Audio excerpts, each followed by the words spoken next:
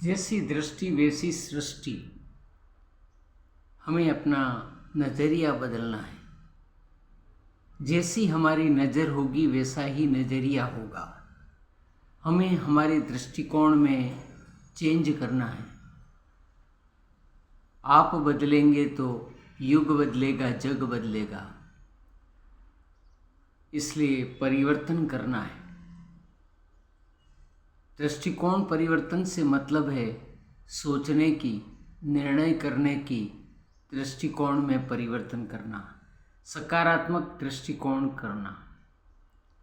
सकारात्मक दृष्टिकोण में आशावादी बनना, पहले से ही पूर्वाग्रह से ग्रसित नहीं होना, निर्णय लेने से पहले उसकी क्षमताओं पर विचार करना है, उसकी सोच, तर्क शक्ति और चिंतन करके विश्लेषण करने के पश्चात ही निर्णय लेना है। इसलिए हमें हमारे दृष्टिकोण में हमेशा परिवर्तन करना चाहिए। दृष्टिकोण से ही हमें सृष्टि दिखेगी, हमारा रास्ता मंजिल का प्रशस्त होगा, अन्यथा हमारा जीवन का रास्ता निराशा से भर जाएगा, उदासी से भर जाएगा, जिसके कारण हम जीवन में निराश, हताश, उदास हो जाएंगे और जीवन की सफलता रुक जाएगी।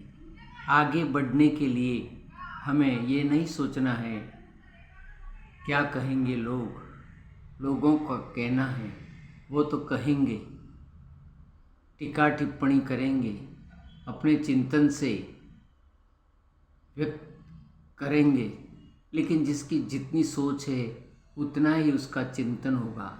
इसलिए हमारी सोच को विकसित करना है, चिंतन को अनंत सीमाओं की ओर ले जाना है, क्षितिज की ओर ले जाना है, जहाँ कोई न अंतिम छुआ भाग है, न कोई मंजिल है।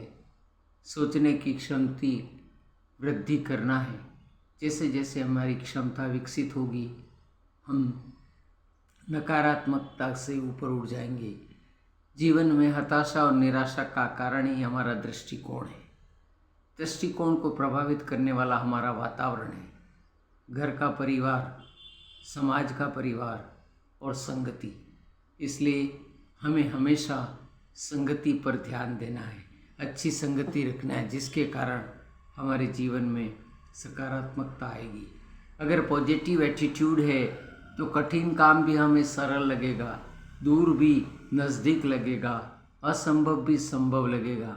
ये सब हमारे थिंकिंग पर डिपेंड है। शेक्सपियर ने कहा है, nothing is good, nothing is bad, it's our thinking makes it so.